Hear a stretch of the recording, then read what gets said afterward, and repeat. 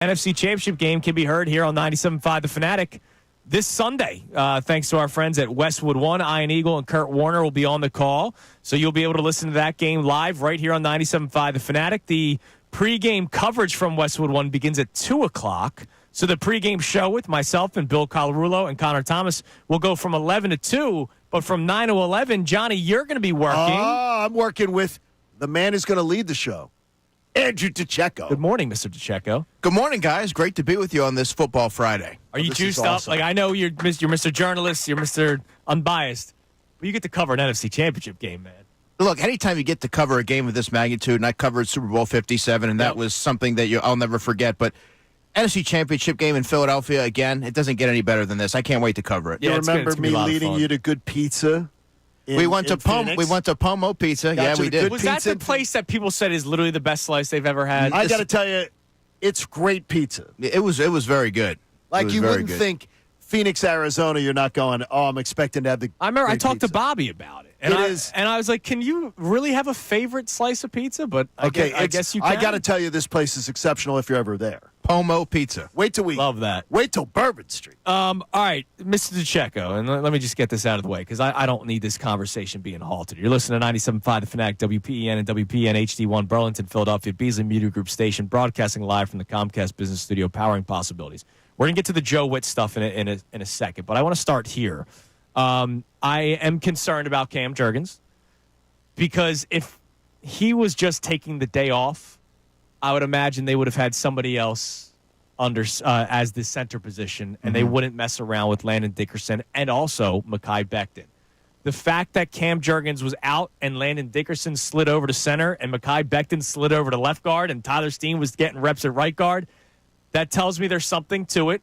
Nick Sirianni was asked about it, and in Nick Sirianni fashion didn't tell you much, but his tone, take a listen. Here's how he sounded yesterday when asked about Cam Jurgens, and the tone wasn't necessarily something that instilled a lot of confidence in me. Yeah, we'll see. We'll see where he is. I mean, it's hard to predict these things this far out. So you're there. You talk to the people. Is my concern warranted? So on Wednesday, they released the estimated practice report. They held a closed walkthrough, and he was listed with the back injury. Wednesday's typically a day where you see certain players have the designated for rest because it's that midweek, and they're trying to ramp them up to make sure that they're healthy as possible for Sunday. Thursday's the big day. Thursday's their lengthiest practice. Yeah. And to not even – we didn't see him out there. We saw Dallas Goedert out there, but he was off to the side. Mm-hmm. But so then you see Landon Dickerson taking snaps, and it was actually Tyler Steen who was at left guard. Okay. Mekhi Becton stayed at right guard. Okay. That was the configuration there. But even in-game, it's been Landon Dickerson who, whenever Cam Jurgens has had to leave, that they slide in. Right. Nick Gates is the backup center by default, but really it's Landon Dickerson. So to see him out there getting some snaps there, anytime you have a starter who's not there for a Thursday practice, it is mildly concerning at least. And I got to tell you, there were some pockets on social media that were like outraged that we were reporting that they weren't there. They say, they're definitely going to be out there on Friday, so what's the point? Okay, but yesterday was Thursday, and he wasn't out there. Why are people upset by that? You'd be surprised. It's not common to miss Thursday. It's not common. Right. So then you hear, here they go, the media again. No, we're doing our jobs. We're reporting information from practice. It is not common for Wednesdays toss out the window. Right. But Thursdays is Absolutely. not common. So basically you hear the comments from Nick Sirianni, but Landon Dickerson says, I'm personally expecting him to play. Tyler Steen spoke, and he expects Cam to give it a go. It's the NFC Championship game, but you never know with a back injury. And John made a great point, and this is absolutely true. When you're outside, mark that tape, please. when you're outside in these frigid conditions for a back injury, that aggravates it worse sometimes, and really impedes its ability to heal or get to where they need it to be. So that's not really totally surprising that he wasn't there, but you would like to see him out there on Friday, at least in a limited capacity. We'll learn a little bit more, but we're only out there for about 5 minutes today. You do not, again, just to clarify for people, you guys aren't there for practice. You're there for the warm-ups. Exactly. You're there for warm-ups and individuals. Right. And individuals. And then you're out of there. Right. At that point.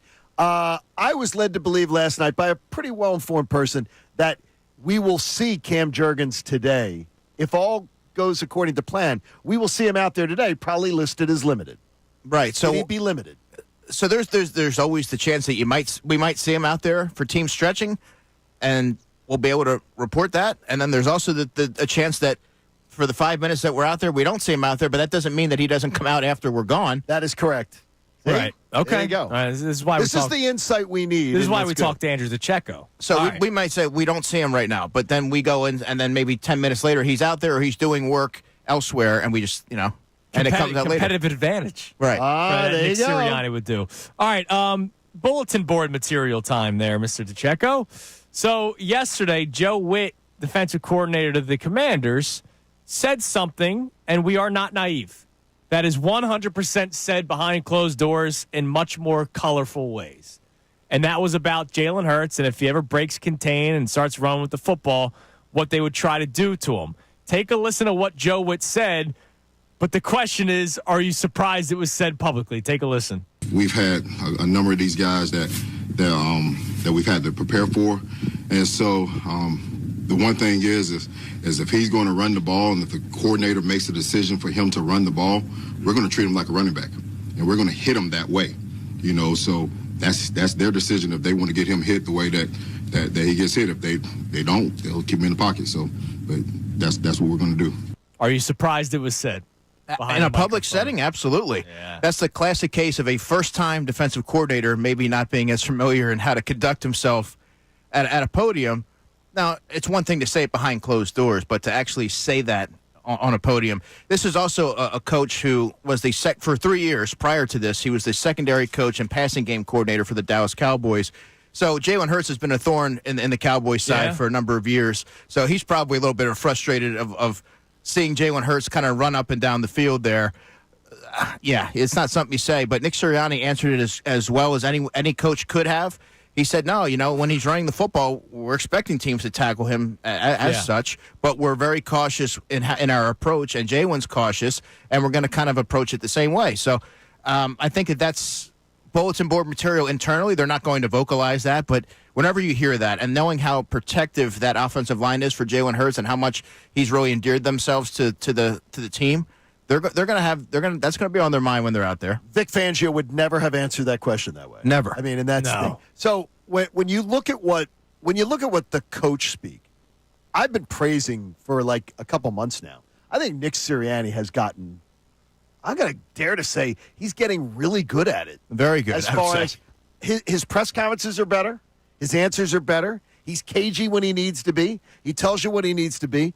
I really feel like Nick Sirianni's smelling himself, like feeling himself, like he's feeling confident and large and in charge. You observe it all the time. Yeah, and it's the growth and evolution of a coach. And sometimes you need to have moments like the Cleveland Browns game to hit that reset button, look inward, and realize what you need to do to kind of make those alterations to your approach. And I think he deserves a lot of credit for that. And by the way, this is a side topic, guys, but I'm absolutely floored that Nick Sirianni was not mentioned as one of the finalists for Coach of the Year. I think that's incredibly short-sighted and total disrespect. Who was the coach you would have taken out? Probably Andy Reid. Andy Reid. He's a two-time defending Super Bowl champion.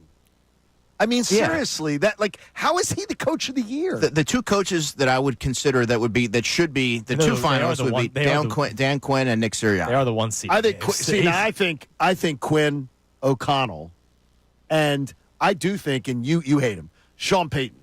The job that Sean Payton did a nice job. He was a finalist, so no, but I mean, those three should be in there. I think Nick Sirianni should be fourth on that list. By the way, I think he's a good coach. I just hated that he was like, "Oh, this New Orleans situation. Peace out, guys. I'm going to go in the media for a year and then try to get the Dallas job." And he was trying to get the Dallas. He didn't get the Dallas job, and then he goes to Denver. Right. So that's why I don't like him. He's just a hell of a coach. I'm going to run this team into the ground and go, "See you guys.